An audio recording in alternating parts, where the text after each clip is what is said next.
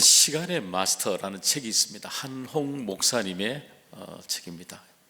예전에 온누리 교회에서 있었던 유명한 목사님 중에 한 분이죠. 한홍 목사님의 책입니다. 그 책에 보게 되면은 시간과 공간의 여유가 필요한 이유라는 대목의 얘기가 있습니다. 그 대목에 보면 그 예로 엘리베이터를 예를 들고 있습니다. 여러분 보시면 우리 엘리베이터가 여러분 탔을 때 10인승 그러면은 얼마나 탈 수 있나요? 15인승 그러면 몇 명 탈 수 있나요? 지금부터 너무 어려운 문제 냈습니까? 10인승 그러면 몇 명 탈 수가 있어요? 우리 보통 10명 타죠. 15인승 그러면요 15명 그러죠. 근데 실제로는 무게가 10인승이면 대략 한 15인승이 됩니다. 15인승이면 대략 한 20명이 탈 수가 있습니다. 한 5명 정도의 여유분이 있는 거죠. 그러니까 초과될 경우에 대비한 일종의 안전장치, 여유 공간을 늘 가지고 있는 겁니다. 여러분 우리의 삶에 여유가 있다는 건 참 고맙고 감사한 일이잖아요.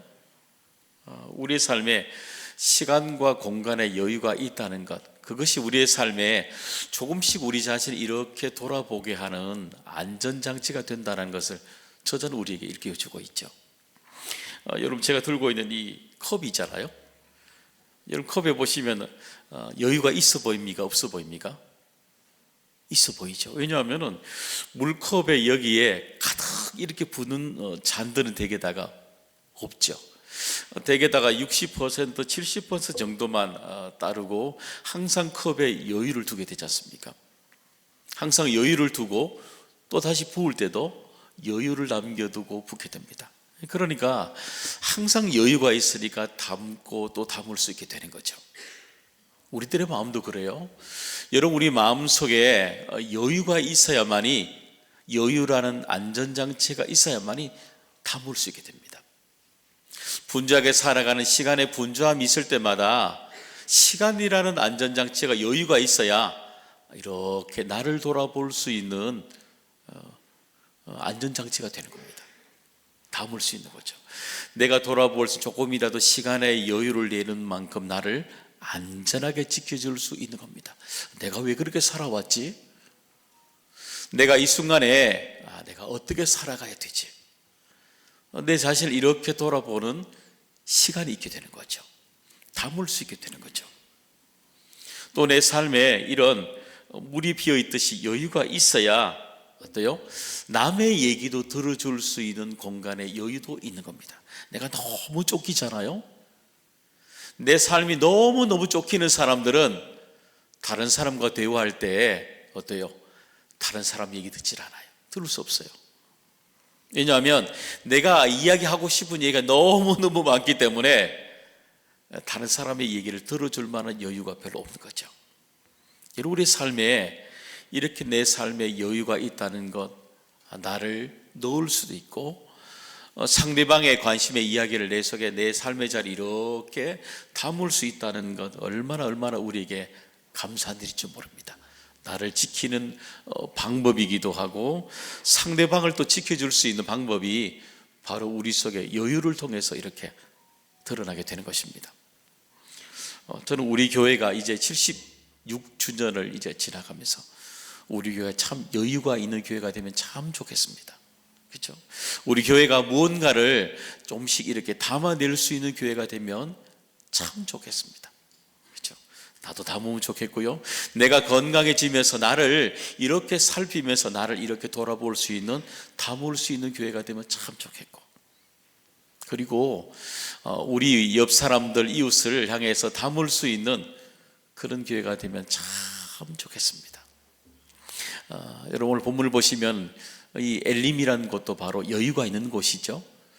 바로 오아시스입니다. 이곳에서는 이 머무는 사람들이 그곳에서 지나왔던 시간도 담을 수도 있고 그 장소가 그의 삶의 여유를 돌아볼 수 있는, 담을 수 있는 넉넉한 타인을 담을 수 있는 자리가 바로 엘림이라는 자리에서 머물게 되는 것입니다. 오늘도 이 엘림이라는 자리를 통해서도 아마 이스라엘 백성들의 삶의 자리를 돌아보는 여유가 있게 되는 것입니다. 또한 저도 오늘 이 말씀을 통해서 여러분과 함께 우리 교회가 또 돌아보면서 앞으로 걸어갈 삶의 여유들이 이 엘림을 통해서, 이 엘림이 되는 이 교회를 통해서도 우리들에게 풍성한 은혜 주시기를 또 주님 이름으로 축복합니다. 어떤 교회를 우리가 여유를 담아내면 좋을까요? 그것은 과거의 상처를 치유하는 교회로 살아가는 것입니다. 우리 27절의 말씀 한 번 더 읽어보겠습니다. 그들이 엘림에 이르니 거기에 물샘 12과 종려나무 70그루가 있는지라. 거기서 그들이 그 물 곁에 장막을 치니라. 그렇죠. 여기 보니까 그들이, 이스라엘 백성들이 엘림에 이르니 그럽니다. 여러분 보시면 엘림이라고 되어 있는데 출애굽을 할 때 떠났던 장소가 뭐냐면은 고센이라고 되어 있고, 우리가 람셋이라고도 말하잖아, 그죠? 그곳에서 출발해서 이제 애굽을 지나서 특별히 이제 홍해를 지나고 광야를 돌았을 때, 그때 대략적인 거리를 우리가 대략 짚어보게 되면은 한 300km 정도가 됩니다. 300km. 그러니까 여기에서 아마 내려간다면, 아마 서울에서 출발한 다음에 거리상으로, 아마 도로상으로 보게 되면 아마 김천 정도 거리가 되는 거리입니다. 300km를 이동한 거리가 됩니다. 그 거리를 걸어오는 동안에 이스라엘 백성들이 돌아보아야 될 참 일들이 많았죠. 왜냐하면은 그들이 이제 돌아보게 되면은 출애굽을 하기 전에 애굽 땅에서 10가지 재앙을 만났습니다. 아마 그들이 상상도 못했던 엄청난 일들이죠. 듣도 못했던 엄청난 10가지 이적들이죠. 기적들이죠. 엄청난 일들이, 10가지의 이 재앙들이 일어나게 되었잖아요. 생각도 못한 일들이죠. 그들이 그동안에 붙들고 있었던, 보고 있었던 애굽 사람들이 붙들고 견고하게 보이는 모든 것들이 다 무너져 가기도 하는 그런 모습도 봤잖아요. 그리고 그들이 이제 홍해 바다에서 정말 홍해 바다가 갈라지는 엄청난 일들, 그것도 하나님의 그 말씀 한마디로 이 바닷물이 갈라지는 엄청난 일들, 생각지도 못할 일들을 경험하게 되지요. 그리고 광야에 지나서 그들이 첫 지역에 바로 마라라는 곳이죠. 이 쓴 물을 만났을 때, 뭐를 마실 물이 없던 그곳에서 마라를 만났을 때, 쓴 물을 만났을 때에 쓴 물을 단물로 바꿔주시는, 그죠? 먹을 수 있는 물로 바꿔주시는 마라의 기적도, 여호와 라파의 은혜들도 경험하면서 하나님이 우리들의 인생을 치유하시는 하나님이시라는 것도 상징적으로 만나게 됩니다. 그들이 엘림에서 지나왔던 그 300km를 지나봤던 그 순간들, 그들은 어떤 의미들을 하나하나 이 사건들을 돌아보았을까요? 아마 숨가쁘게 죽음에 직면하면서 막 몰아봤던 그 순간들 돌아보며 살아왔지 않겠습니까? 우리 교회 76년의 역사를 이렇게 돌아보게 되면 참 많은 일들이 있었죠. 아마 우리 교회에 예전에 출발했던 그 76년으로 돌아가게 되면은, 우리 장로님 기도처럼 처음 시작할 때에 북녘 땅에서 우리 내려오신 분들이 우리 교회를 개척하게 되었거든요. 아마 그때에 첫 예배를 드릴 때 그 감격들, 또 76년의 역사 가운데 교회가 걸어오면서 수많은 아마 기적과 같은 일들도 분명히 많이 만났을 겁니다. 교회 안에 교회 일뿐만 아니라 기적뿐만 아니라 교회 성도님들이 여러분의 삶에 일어났던 수많은 기적들도 분명히 있었을 것입니다. 아마 은혜도 있었지 않겠어요? 우리가 생각지 못한 걸어온 길에 300km가 아닌 우리 76년에 쭉 여정을 걸어오면서 일어난 엄청난 일들이 있었죠. 갈등도 있죠. 앞으로도 있을 겁니다. 쓴 물이 있는 거죠. 마라와 같은. 여러분, 이 세상에서 돌아보게 되면 완벽한 교회는 있을까요? 없을까요? 없습니다. 앞으로도 없습니다. 정말 좋은 교회는 완벽한 교회가 없기 때문에, 정말 교회는 쓴 물을 단물로 바꿔낼 수 있는 교회가 정말 좋은 교회가 되는 것입니다. 치유하는 교회가 되는 것입니다. 그런 교회가 하나님 바라볼 때 가장 좋은 교회로 살아가게 되는 것입니다. 여러분, 그런 곳에 쓴물을 단물로 바꾸는 곳에, 물을 먹을 수 있는 곳에 사람들이 모여들게 되는 겁니다. 아무리 사람들이 많을지라도 쓴물만 남아있는 곳에는 사람들이 남아있을 수 없죠. 원망이 오래 있는 곳에는 사람이 머물 수가 없는 거죠. 원망을, 쓴물을 단물로, 먹을 수 있는 물로 바꾸는 겁니다. 먹을 수 있는, 들을 수 있는 말로 바꾸는 교회에, 그 교회가 치유하는 교회로 살아갈 수 있게 되는 것입니다. 여러분, 어떤 우리가 표현을 하게 되면 치유하는 말로 바꿔낼 수 있을까요? 여러분, 우리 몸도 한번 바라보세요. 우리 몸을 보게 되면 우리 몸에 성한 몸 있나요? 여러분, 지금까지 살아오시면서 팔다리 반창고 한번 안 붙여보신 분 있습니까? 아무도 없습니다. 다 여러분들이 반창고 하나씩은 다 붙이며 살아왔지 않습니까? 여러분, 그런 것처럼 우리의 인생에 누구나 문제가 무엇인가라는 것도 중요하지만 그 문제를 어떻게 우리가 치유하고 살아왔는가, 어떻게 우리가 쓴물을, 인생의 쓴물을 단물로 바꾸고 살아왔는가, 그게 우리의 인생에 수많은 돌아볼 일들이, 가치가 나오게 되지 않습니까? 여러분, 그러면 이 엘림에서 이스라엘 백성들이 300km를 걸어오고 난 뒤에 과거의 모습들을 어떻게 그들이 치유를 하게 되었을까요? 그것은 과거의 상처도 축복해 하신다는 것을 깨닫게 된 것입니다.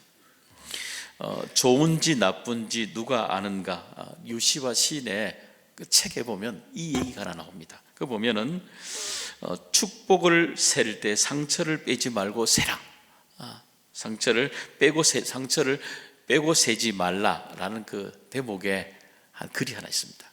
거기 보게 되면 축복을 셀 때 상처를 빼고 세지 말라, 이 단어는 뭐냐면 특별히 프랑스 말에 축복이라는 단어와 이 상처라는 단어가 이게 어원이 같다라고 말합니다.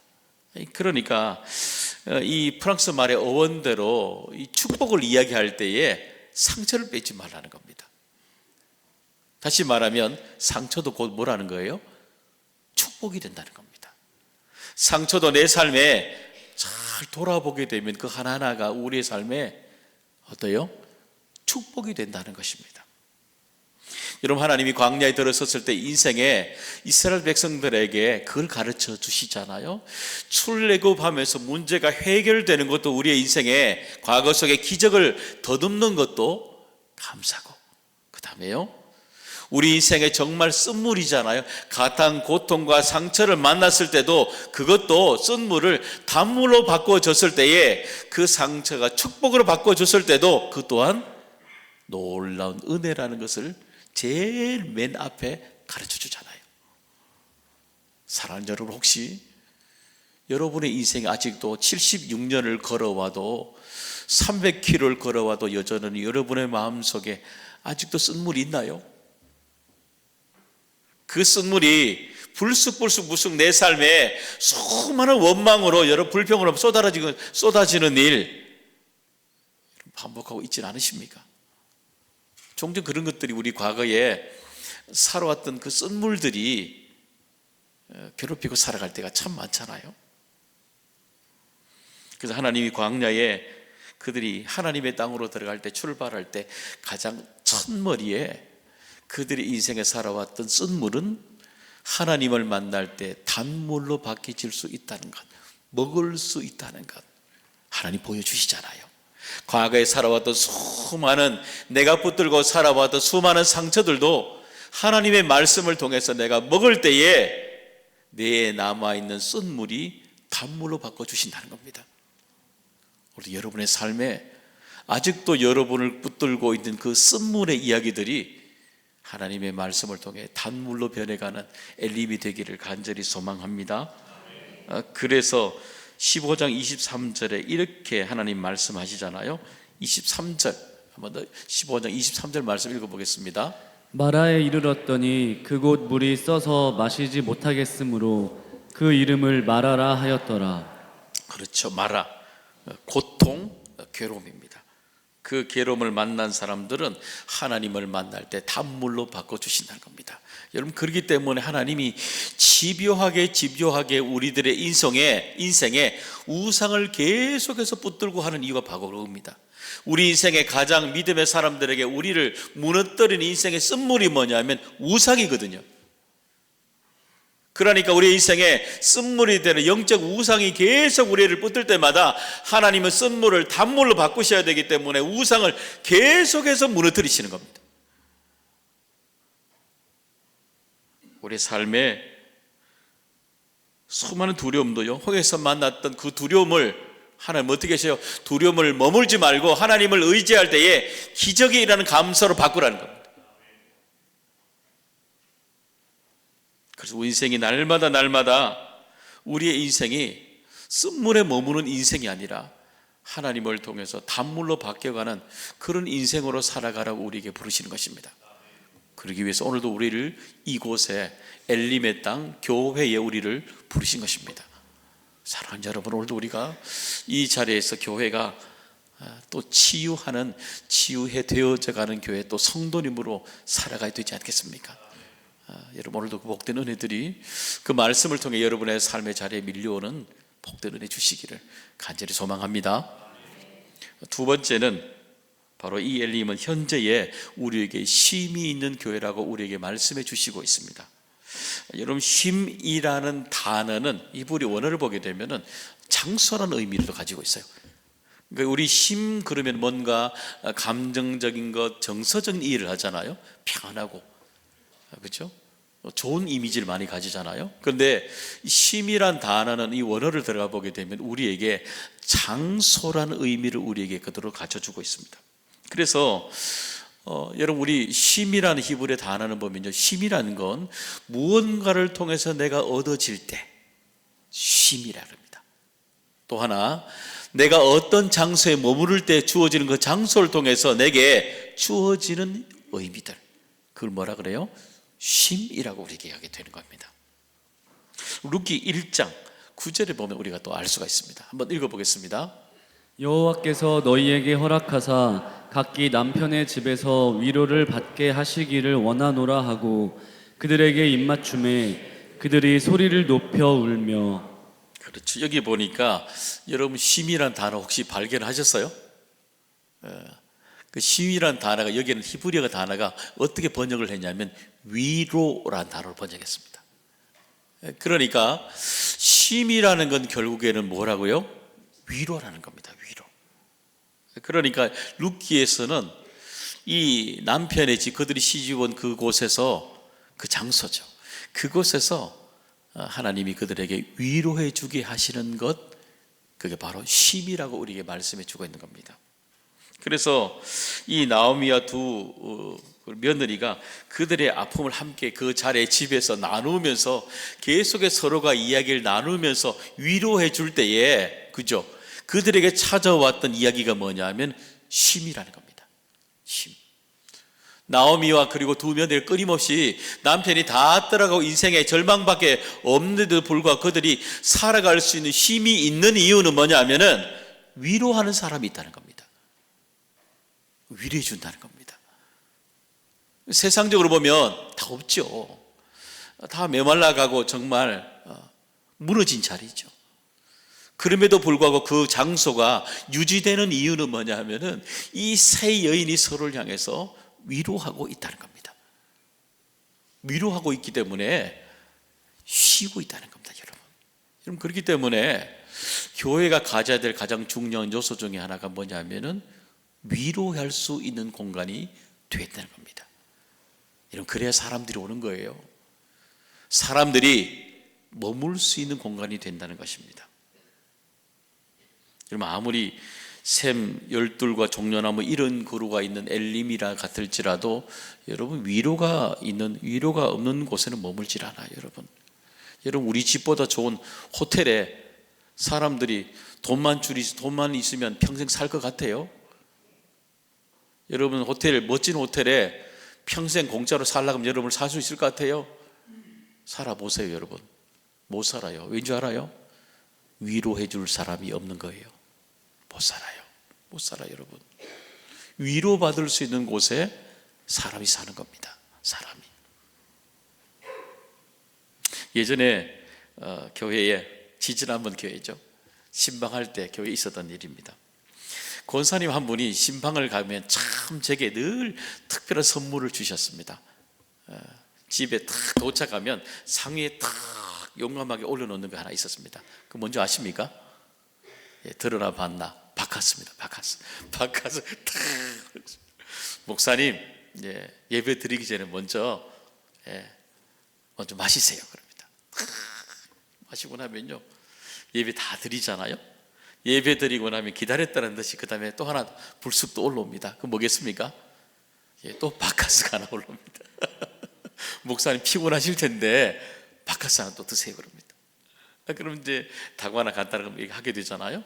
그리고 집에 갈 때에 꼭 비닐봉다리에 담가, 까만 비닐봉다리에 꼭 하나 꼭꼭 이렇게 박스 담아서 꼭 챙겨주십니다. 뭐겠습니까?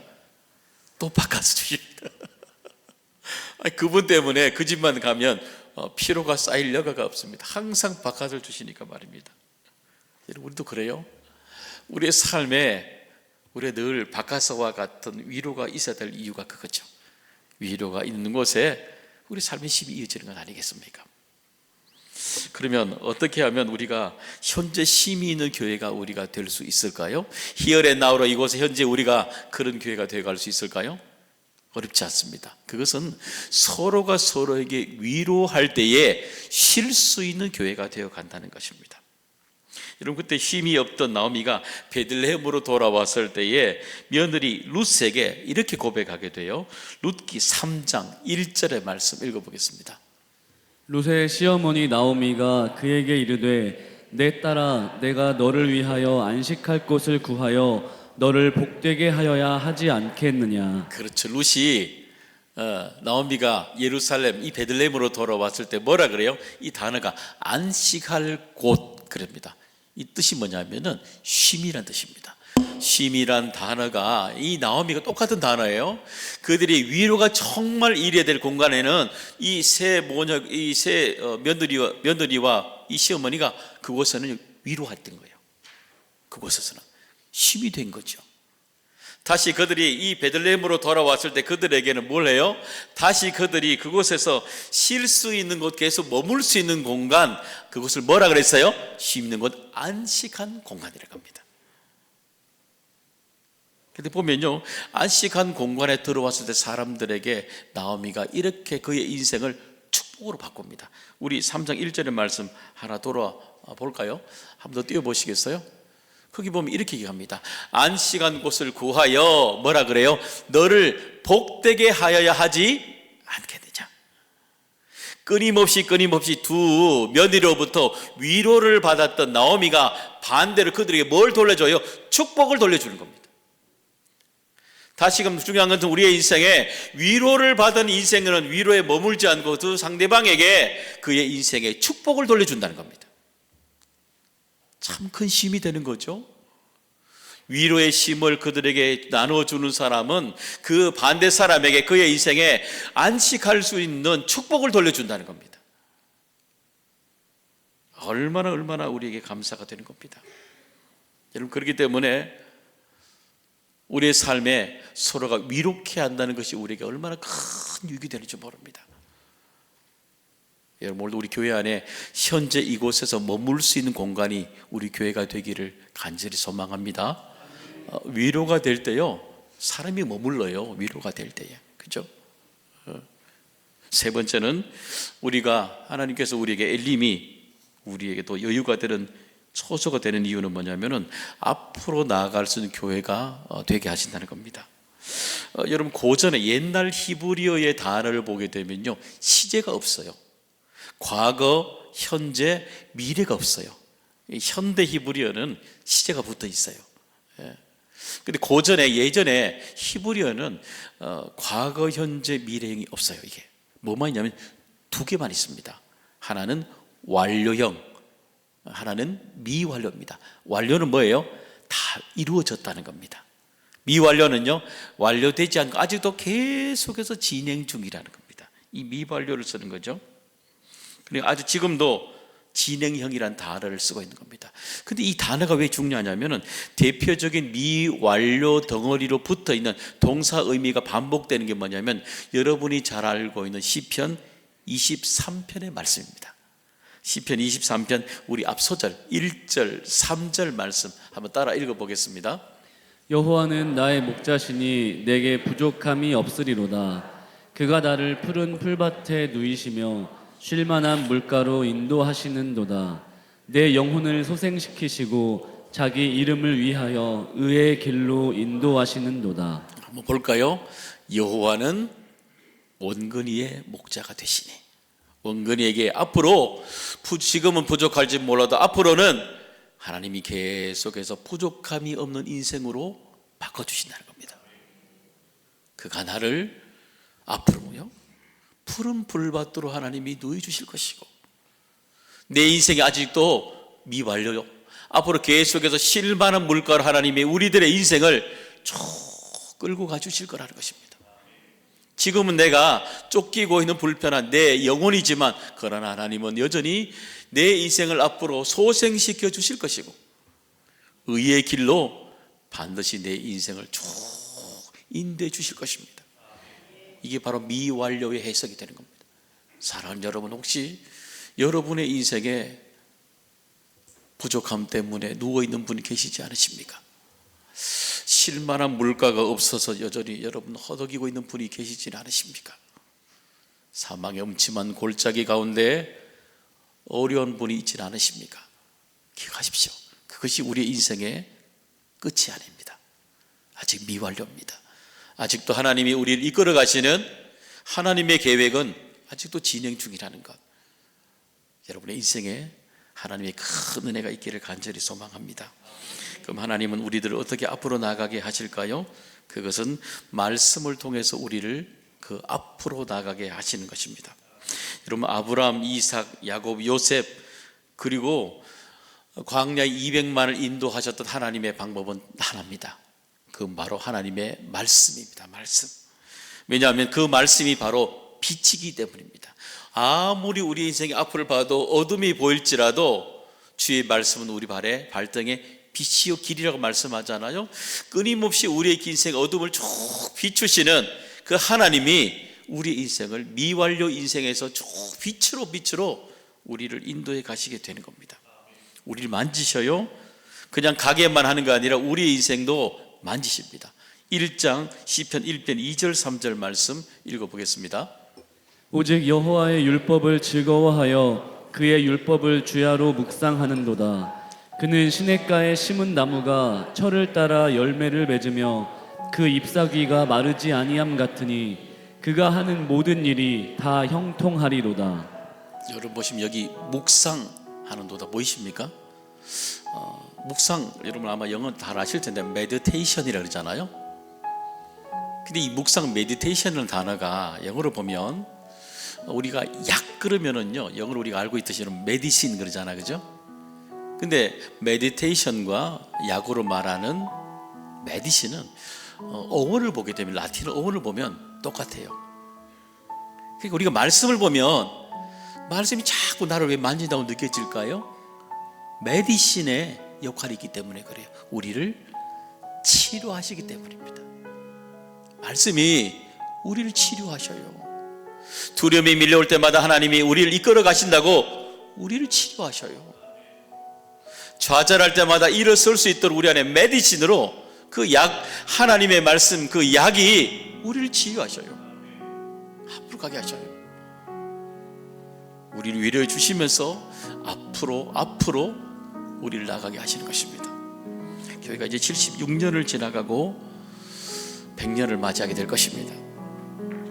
사람과 사람이 만나는 곳에는 다 갈등이 있습니다. 여러분, 어쩌면 우리가 교회가 도전해 받을 영역이잖아요. 교회 오면 더 우리가 쉼을 얻지 못하고 불편할 때가 얼마나 많습니까?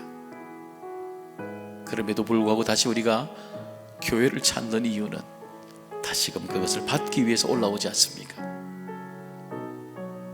물론 우리 시민 이곳에 하나님께서 우리 모두에게 여호와 라파의 쓴물을 단물로 바꾸신 인생을 주시기를 원하고, 그리고 우리 인생에 다시금 서로가 위로를 통해서 또 살아갈 은혜도 주시길 원하고, 그리고 앞으로 말씀을 통해 나아갈 수 있는 그런 교회로 우리 또 성장하면서 건강해진 교회로 살아가기를 주님의 이름으로 축복합니다.